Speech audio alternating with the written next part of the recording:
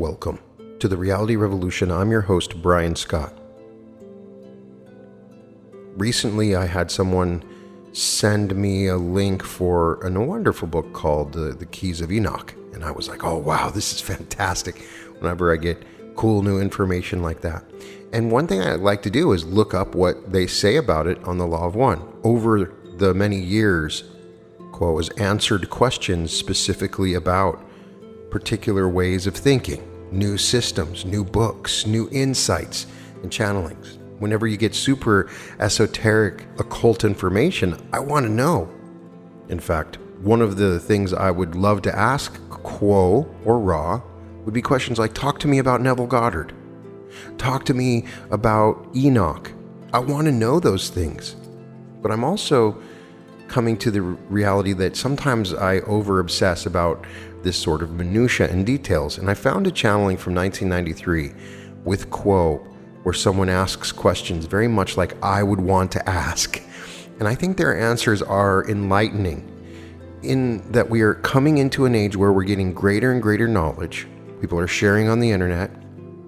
We're coming together and we're learning new and more complicated knowledge. How do we integrate this knowledge into our own spiritual mindset? And I think their answer was helpful for me, and it may be helpful for you. Quo is a principle or group of higher density beings that channels through LL research. Generally, they answer questions of a spiritual nature, and many of the different channelings we've covered on the podcast have been very helpful. Each one deals with a variety of different subjects. So we begin with the channeling delivered on January 10th, 1993.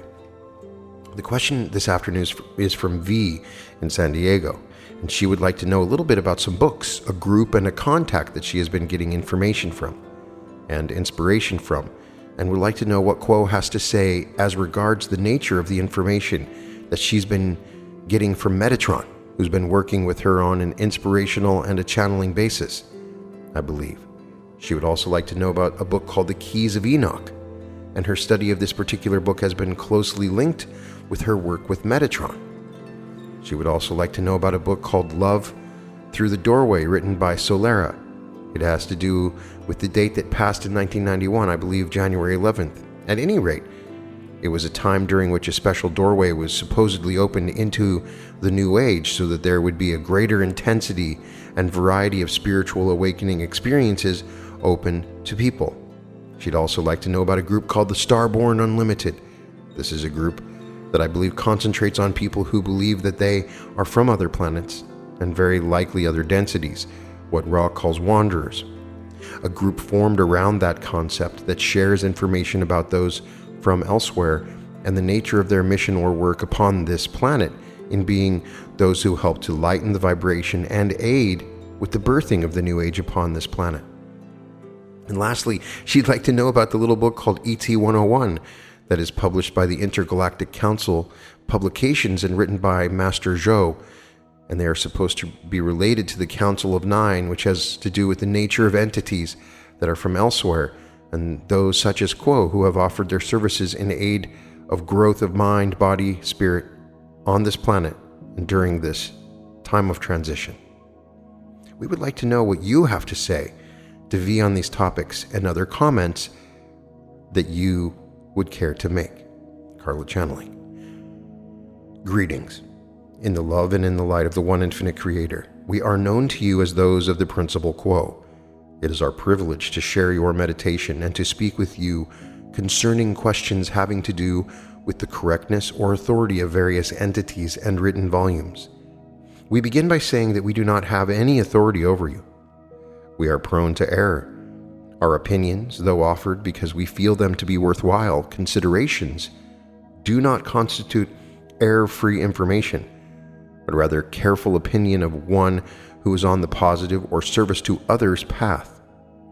Each individual entity, each group of entities, in the end, all the unity of entities insofar as they have the capacity to activate, evaluate, and judge, have no capacity for logically, rationally proving any authority from the outside in. In our opinion, neither any entity's self, higher self, nor any teacher that still speaks or thinks or considers has knowledge of the mystery of the infinite Creator. By saying this, we wish to establish a basis upon which we may build. The foundation of the right consideration of an entity's position as judge of its own creation depends firstly upon there being no authority that is final. No hand or word has the Master's authority over servants of the Infinite One, for the Infinite One has established that in all manifested creation there be no final, provable answers. As entities discover what seem to be definitive answers, the edge or furthest limit of knowledge is pushed back, and it is discovered that beyond that new pioneering frontier of knowledge there lies still an infinite mystery. Now it is well for a student of any subject or field to do research, read, and gather tools and resources for coming to understand that field of inquiry. Those who seek along a spiritual path are not so different from those who seek to learn how to work one of your machines or learn a previously unknown skill.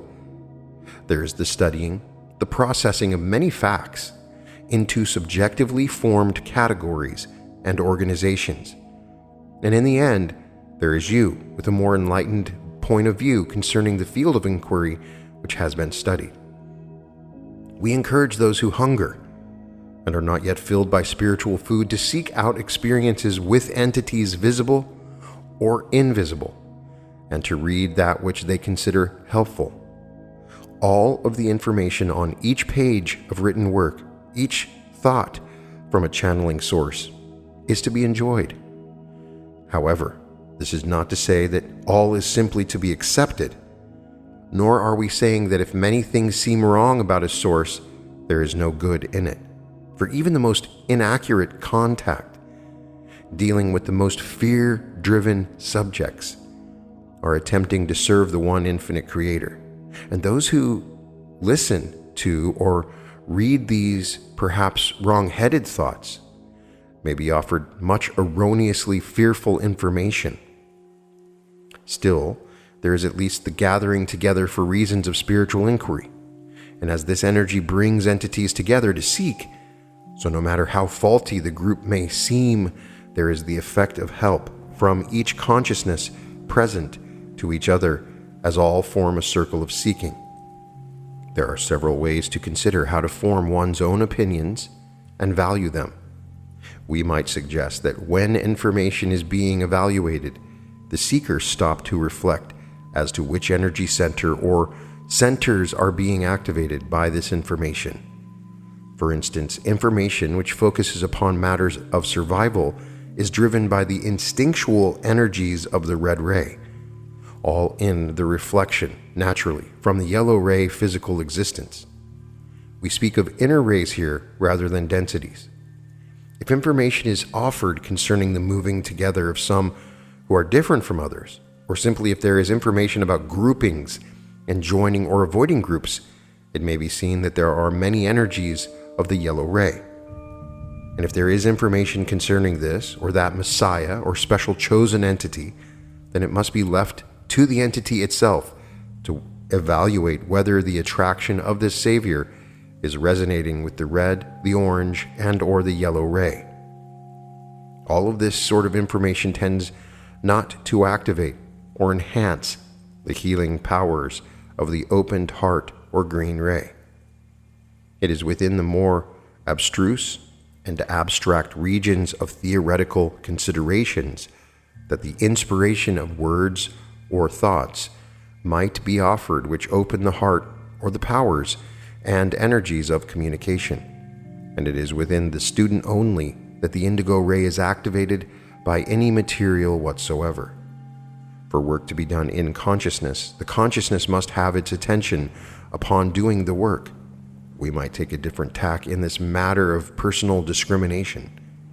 Now, we are saying simply that each spiritual seeker, having its own universe, must and shall evaluate for itself all stimulus which comes into the sensory net of awareness.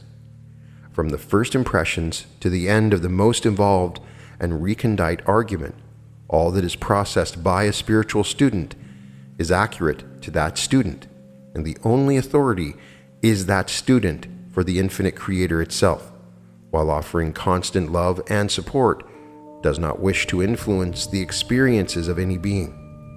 All beings are free to experience what and as each chooses.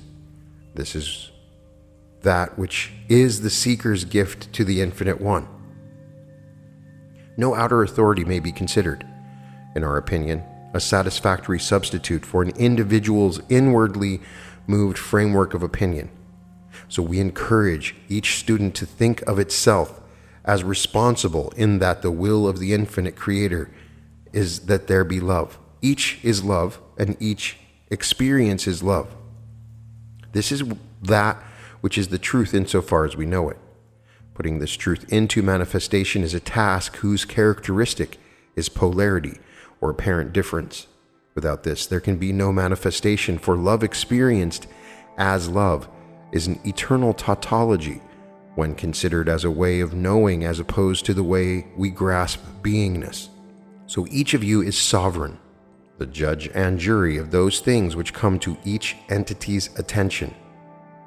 If that is accepted, then it can be seen that there is a certain desirable character or group of characteristics which may be attributed to a responsibly working spiritual student. The teacher known to you as Jesus the Christ spoke of this when it is said to its students to be wise as serpents and innocent as doves. The serpent is a symbol for wisdom, and it is wise in apparent manifestation also. The first sense is that of the symbol. This symbol of wisdom is expressed in your cultural myth by the gift of the serpent, which was making available the knowledge of good or evil. In other words, wisdom has to do with the personal ability to judge whether something is good to that person. This kind of decision is strictly personal and cannot and should not be offered in dogmatic fashion for others. The other way in which the serpent is wise is that when an enemy or possible enemy comes into hearing or sensory range, the serpent removes itself cautiously. These both are good ways of being wise. When one considers the innocence of doves and asks how that can be applied to the judgment of information, we can only suggest that each entity knows of those individuals to whom all things are signs of disappointment, trouble, and doom, while others with the same basic information find much to make merry about and much to give thanks and praise for. The innocence, the purity, the untouched nature of the open and loving green ray energy center, the open, loving, compassionate heart, can see beauty in almost any situation. For as it speaks to itself, it hears the outer world. We find that this is a good beginning upon this topic and invite further queries, both now from this group and in the future from the one known as V. We hope that this transmission has been clear in why it refrains from offering opinions considering the validity of sources. Before we leave this topic, we would simply say that there is much of fear in any human experience. The physical vehicle is fragile, and it is known that it is mortal. Many of the fear-driven topics, which may be considered by many such as this instrument to have little effectual truth, have a truth in a larger or archetypical sense, for there is a wonderful urgency about this present moment, about this present cycle, about this present year, and so forth. These are the minutes, the last minutes of each of your incarnations. There may be millions of these last minutes, but they can be counted. Thusly, there is a deep and natural capacity to fear, for one's worst fears, those of annihilation, stand starkly and without evidential answer before each seeker's life. At the end of that last minute of the incarnational experience, that consciousness that is the seeker goes through a door, and it closes behind that entity, leaving those who are still experiencing the illusion of third density to remain ignorant of that which occurs thereafter. The more compassionate way to deal with this existential fear is to realize and affirm the wonder and blessing of each present moment. If disaster or catastrophe is to be part of an entity's destiny, it shall occur, regardless of planning attempts to protect the self from such a fate. If all is to be peaceful concerning a seeker's last days in this illusion, so shall it be, although the seeker stands within 100 which are slain. The attitude of gazing with a full and loving heart at whatever is occurring is the most compassionate and loving approach to the quandary of existence without answers. Appreciate and attempt to inhabit fully each moment, each minute and hour of each day of this experience, one at a time, and whatever the outer circumstances, the inner spiritual journey shall be as full of light and blessing as the experiencer can hold. We then move to a channeling delivered on March 24th, 1991. The question this afternoon is from the Raw Contact. We learned that there was a price to pay for each service to others opportunity that was in a direct ratio.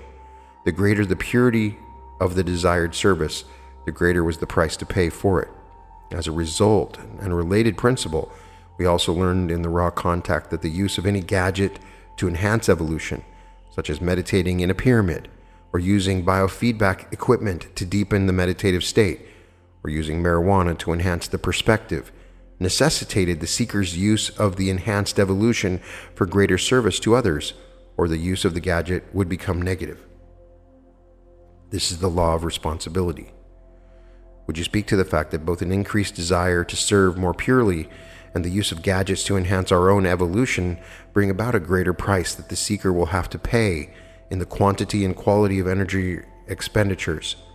Would there be any other kind of price to pay other than an increase in the kind or quality of quantity of energy expenditures, the efforts on the part of the seeker as a result of utilizing either gadgets or finding an increased desire to be of service? What I'm really wanting to know is why there is a direct ratio that requires greater effort on the part of the seeker when the seeker either wants to serve more purely or uses some gadget to enhance evolutionary progress. I am quote, "Greetings in the love and light of the one infinite Creator. It is a pleasure to join your meditation and to offer our very fallible opinions. We thank you very much for allowing us to be of service to you in this way, for it is in this way that we ourselves learn more wisdom and compassion. We are especially pleased to address a question on service and the cost of service to others. Upon this day, which is a holy day in the liturgy of your Christian church, the day called Palm Sunday, when a young man with dusty feet rode willingly to meet his passion, his false judgment and his death all counted as nothing in his consideration when held against the privilege of doing the will of the Father. Let us examine the portion of the story which Christianity tells about one man, a countryman, a peasant, a scholar, and depending upon whom you would ask at the time, a prophet, a savior, a political upstart, or a religious fanatic. This entity came into its incarnation with very little idea of the destiny it was to experience. Simply by following its own interests and disciplines, it was able to unfold before its face those things which were important for this entity to be made aware of. He did not know, when he was studying the religious lore of his particular cultural group, that he would be an instrument of change for that group. He studied because he was in love with the Creator that gave the law. Through long years, which are unrecorded in most history, this entity studied and journeyed in Africa, India, and many places which now are called different names: Asia Minor, the northern portion of East Europe, and then back to the Galilean home from which he had sent himself in search of wisdom. There was a period during which this entity, known to you as Jesus, simply grounded himself in hard labor, working as his father had done before him as a carpenter and a worker in wood. His heart was at times full of love, full of romance, and full of an ever-increasing force within which began to guide this entity into the ways of an ideal which he could not find in the world about him or in the testimony of his fathers. There was not one day when the entity awoke and said, "Eureka, I now know what I must do, what my destiny is. I see every step and I am willing to take it." Rather, this entity was moved by a spirit and a voice that spoke not of the larger picture, but of that which was to be accomplished in the immediate present. It would be unwise and untrue to consider that the entity known as Jesus had a grand overview and simply observed the many changes and transformations which occurred during the entity's active ministry. This is not a god. This was a third-density human being with every possible potential, both for the light and for the dark side of the third-density human nature.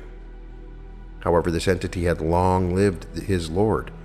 Day in and day out, year after year, beginning when he was but a child, he had turned every spare moment to the consideration of his own nature and the nature of the Lord he knew he loved, but wished very deeply to know how to serve. He received many, many guidances from the Spirit that is with the Father, and as his destiny came upon him, there was no Abraham to take him off the fire of sacrifice in order to transfigure the written history of the Lord, which he loved, the Father of which he knew he was the Son. He found he must recreate a covenant, a spiritual covenant betwixt the Lord God and the people of the Lord. Gazing at the strictures of the 10 Commandments given to Moses, he prayed for years to know the truths of what he found as shadows in those laws. And as he prayed, so did guidance come to him who prayed so deeply, so that he was able to say what he felt that the new covenant was, not a list of things that were not to be done. The tale complex and infinitely separating one from another of the children of the Creator. This entity chose to place these same laws in a simpler and positively oriented perspective. The first commandment remained the same, to love the Creator with all of one's energies and talents and gifts and abilities. But in the second law, he erased a dark gauze veil of warning and fear that had hung over spiritual teachings within his culture for a millennium and more. The second commandment dispensed with all the do-nots and offered 2 things to do: to love the neighbor, be that neighbor a stranger, a friend, or an enemy under all circumstances, just as an entity loved himself. He specifically said these 2 commandments, love of God and love of all other selves as the self, fulfilled and replaced all the law and the prophets.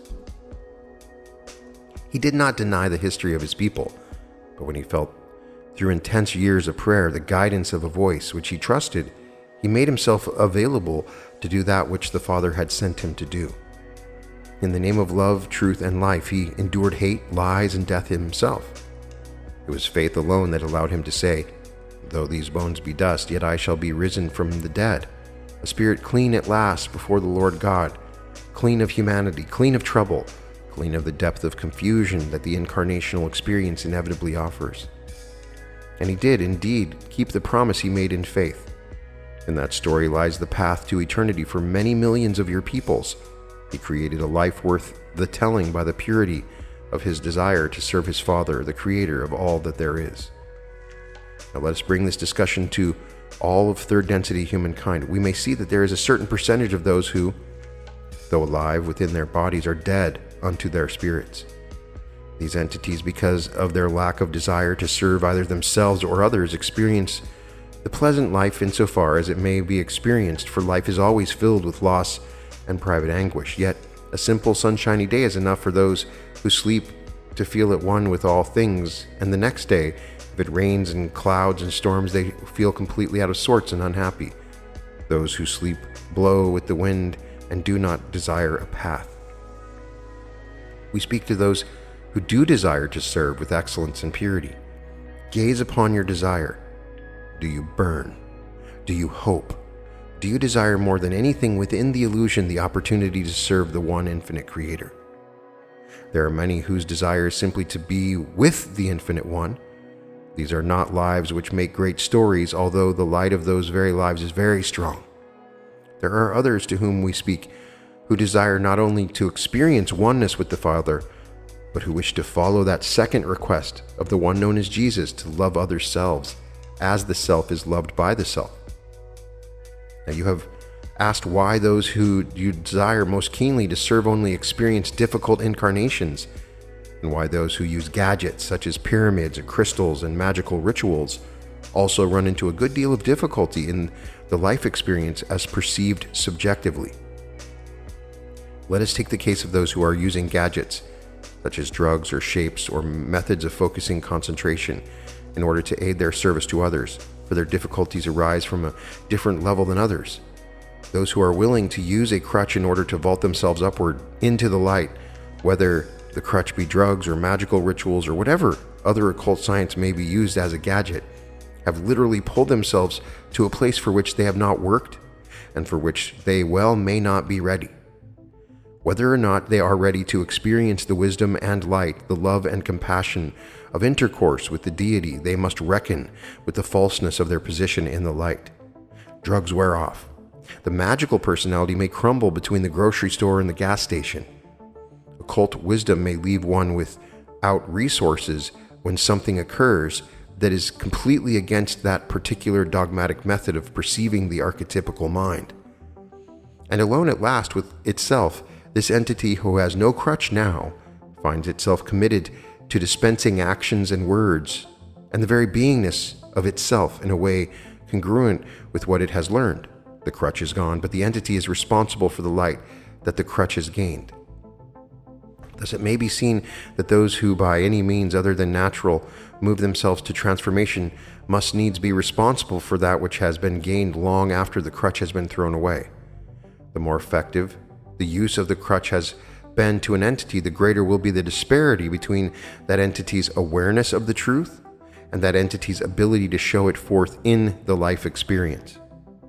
Thusly, we've always encouraged entities who seek spiritually to do so honestly and naturally, having infinite patience for the wayward conscious self.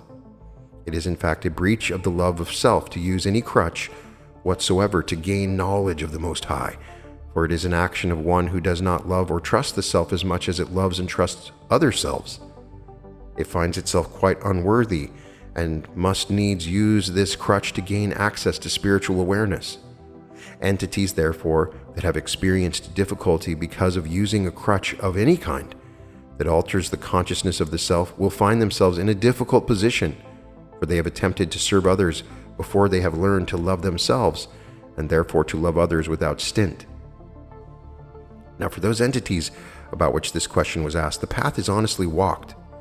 The desire is felt within more and more the central portion of the activity of thought, intuition, and action within the incarnational experience. Such an entity is hungry for good works. It could be a fisherman. It could wish its nets to overflow, as with Jesus' aid, the fisherman experienced the great catch. Even with meditating, focusing the self, learning to love all portions of the self, and wishing most intensely to serve others, to share with them the love and the light of the one infinite Creator, they will find that inevitably they have perhaps been too greedy for gain. You see, gain is not only gain of money or power. One who wishes to gain for the kingdom of truth and love, as many entities as possible, also has a very human third density ambition that pushes that entity, causes that entity's orange and yellow rays often to become muddy with impatience, and the desire to save all of the planet's people, if possible, within the next 24 hours. While this ambition has in many cases been the foundation of a beautiful spiritual life, which is of great aid and comfort to other seekers along the path of truth, it is far more common that seekers who have piled their plates full of intended good works shall find themselves full in the middle of the meal of incarnational life, that there is more to be done, more to be digested, more to break and bless and give, and for many the heart wavers. The soul stands aghast at the job before it, and it asks itself, why have I been given this guidance and these desires only to find them the rose with the thorn, the bed of nails, the crucifixion, as well as the resurrection? In the case of those who genuinely love themselves and wish to serve others because of their understanding that they are of the light and love of the Infinite One, they will be at some point within the lifetime in a position where there is seen what to do and how to do it with the energy of joy, of spiritual comfort, while the physical body, which has been inundated with the powerful experiences of spiritual transformation, begins to fail in one way or another, because the energies that are being taken into the web of consciousness are those which are beautiful to the self, which is infinite, but destructive as a fire would be to the physical animal, which is the vehicle of each third density field of consciousness. It is important to note that the Creator allows an entity before incarnation who has gained the right to choose incarnational patterns, to choose as many lessons to learn and services to offer as it wishes. Some entities have a beautiful simplicity about them and are happy with a humble life. A simple witness, an ever-prevailing spirit of love and peace. You will find these saints in menial jobs, in high-born houses, and in all places in between. What marks them out is their peace of mind and their lack of ambition. They have desired only to witness the Creator through the normal practices of living, raising children, having relationships and treasuring them, and moving to a peaceful incarnational death in every expectation of eternal life. These souls are rare because of the headlong impetuosity of young souls, and each soul is young no matter whence it comes when it enters into incarnation. By far the majority feel that they can handle the absolute utmost of personal lessons and the absolute utmost use of the gifts and talents which have been given them. Is it any wonder, then, that when spiritual eyes are larger than the spiritual stomach, the physical vehicle, which is finite, begins to burn away because of the mismatching of vibrations between the incarnational outer experience and the inner vibrations of practicing the presence of the Infinite One? Always, such an entity continues to burn with desire to serve regardless of circumstance. It is quite usual for such entities to lose their health and their incarnational lives as they press forward, ever onward to a more perfect use of their talents, a more perfect expression of the love of the Creator. What shall we say to those who are experiencing this? We would suggest firstly that entities who are seeking spiritually begin to become aware of the power of humility. The greatest error made by those who wish so much to serve is that they are too impatient to listen to the guidance within. Thusly, they may well not note when their time has come to witness, and when it is time to remain silent, when it is time to burn with the glory of the Infinite One, and when it is time to rest the physical vehicle from all the vigors of transformations that occur in the spiritually oriented life. The spiritual polarity may be understood to be in direct proportion to the strength of the field of consciousness, that is the I am of you. The more polarized and sacrificial the life, the stronger the field of consciousness, the greater the spiritual gravity, and the more appropriate and seemingly appropriate rest shall be considered. So we ask those who are burning, perhaps too quickly, with the love of the Creator and of service to all, to spend time, not asking what more they can do, but allowing the Creator to minister to them. For love from the Creator flows through them. Why should it not include them? So many entities drive themselves as if their vehicles were used cars, unrespected and unloved.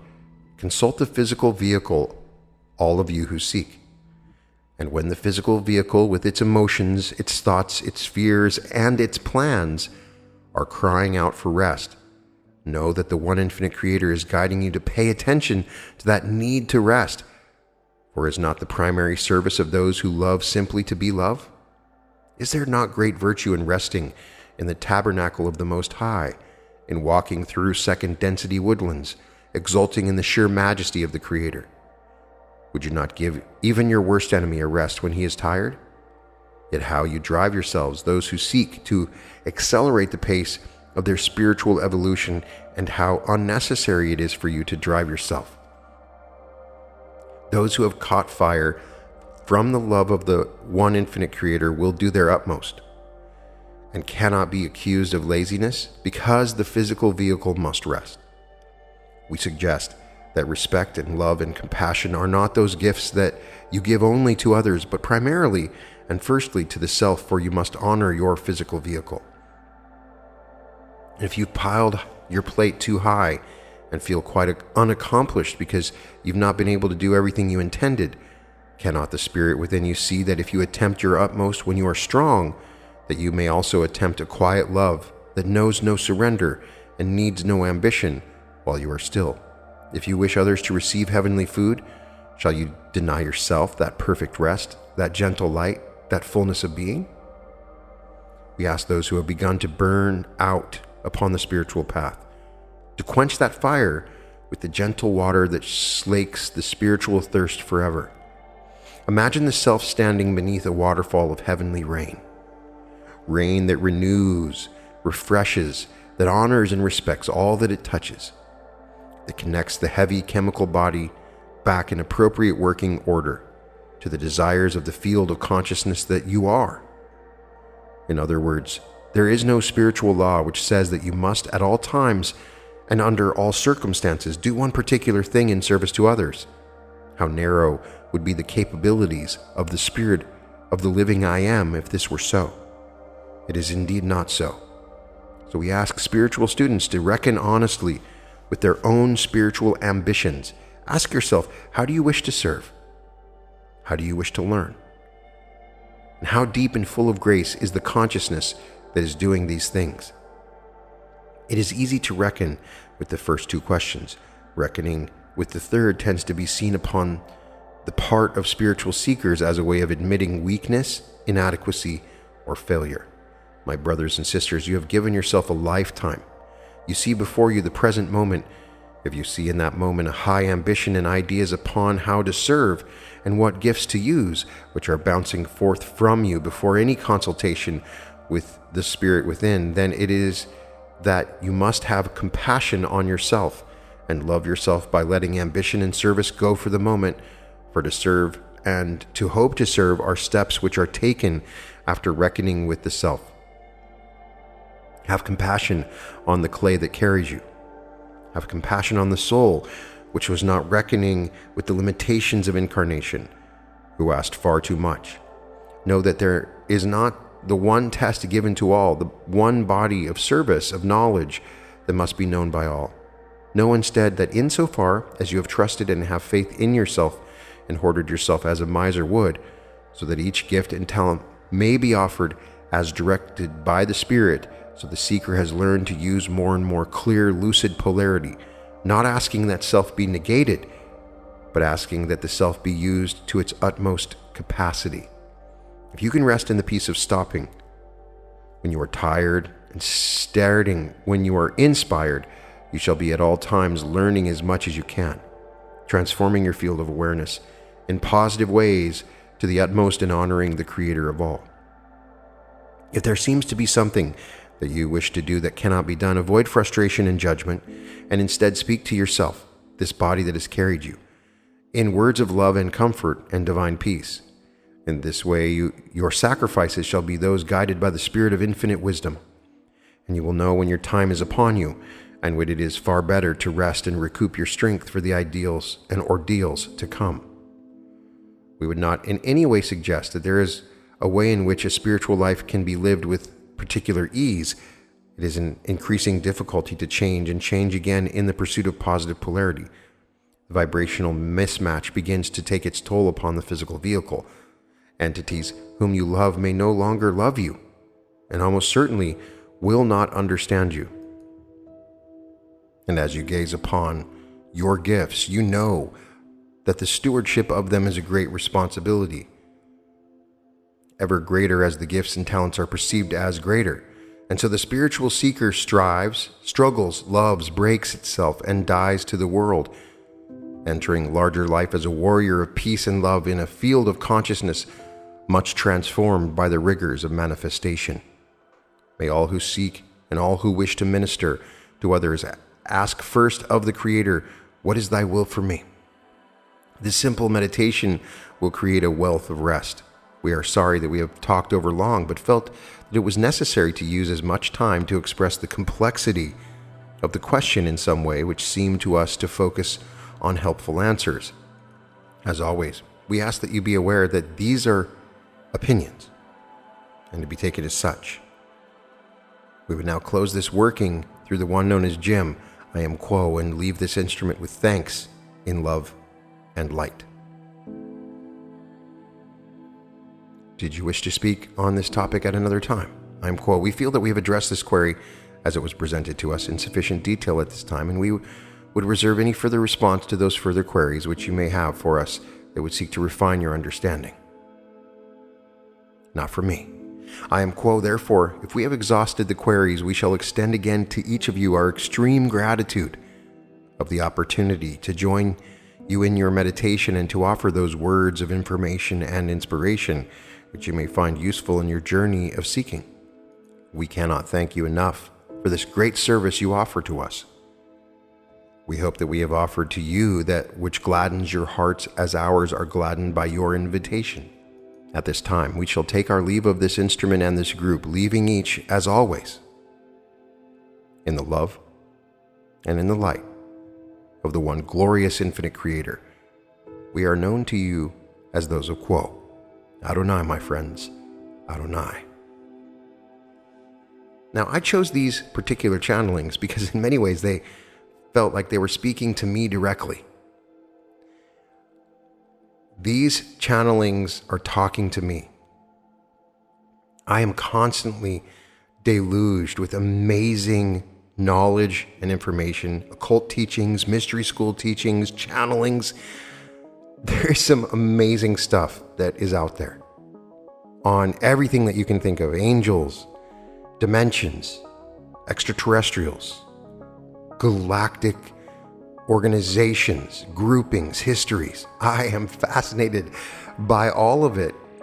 And I just wish someone with additional knowledge, perhaps of the Akashic record, beyond what I'm able to access, could give me some information that would help me to discern, because there's only so far that I can get in my own resonance with any material. And some of it is so well written, I can get caught up in it for years, not knowing that it is not true. And I just wish there was a way I could confirm that there's some way to know about this information and whether or not it has legitimacy in some way, shape, or form. The second part also speaks to me because it is defining who I am. There is no doubt. I am the person, when it comes to eating, that I will fill up my plate. My eyes are always bigger than my stomach. If I'm going to get a chicken sandwich, I'm going to get 2 chicken sandwiches. I've lived my life like that. My eyes are always bigger than my stomach. I will take and try whatever technique I can. If it's a meditation, whatever I can do to enhance my own consciousness. I'm guilty of everything they mentioned at the end, and I'm paying a price, I guess. I've been fortunate that the price has not been as significant, but they're implying that there's a point as you raise your vibration, it can affect your body. It can affect your health, and that you can burn out. So the key is, if you're burning out on this path, there's a point where you can get in touch with the Creator and know there's a right time to rest. I really continued to think about the teachings of Paul Selig when I was reading that second portion. And that's why that is so amazing, is that it slowly takes you through an upgrading in your vibration very, very patiently over many, many years. And that, I believe, has really helped me in dealing with this dynamic of increased energy. As we awaken our consciousness, our field of consciousness increases in energy, and there is always an effect from this. And it is true. There are people out there that take ayahuasca or LSD. They have these amazing experiences, but then it works against them. They're brought to a level that are not prepared for, and there's always a consequence. I just wish it wasn't that way. I wish that we could find some way of moving forward in our spiritual evolution to enhance it, to speed it up, because that is what I want to do. And so I will continue to work on this. I'd like to get your thoughts on it. Can we move too fast into our own evolution and awakening? Why is it that we have to move too fast? Why? I don't know. In any case, you can find all episodes of The Reality Revolution at therealityrevolution.com. And welcome to The Reality Revolution.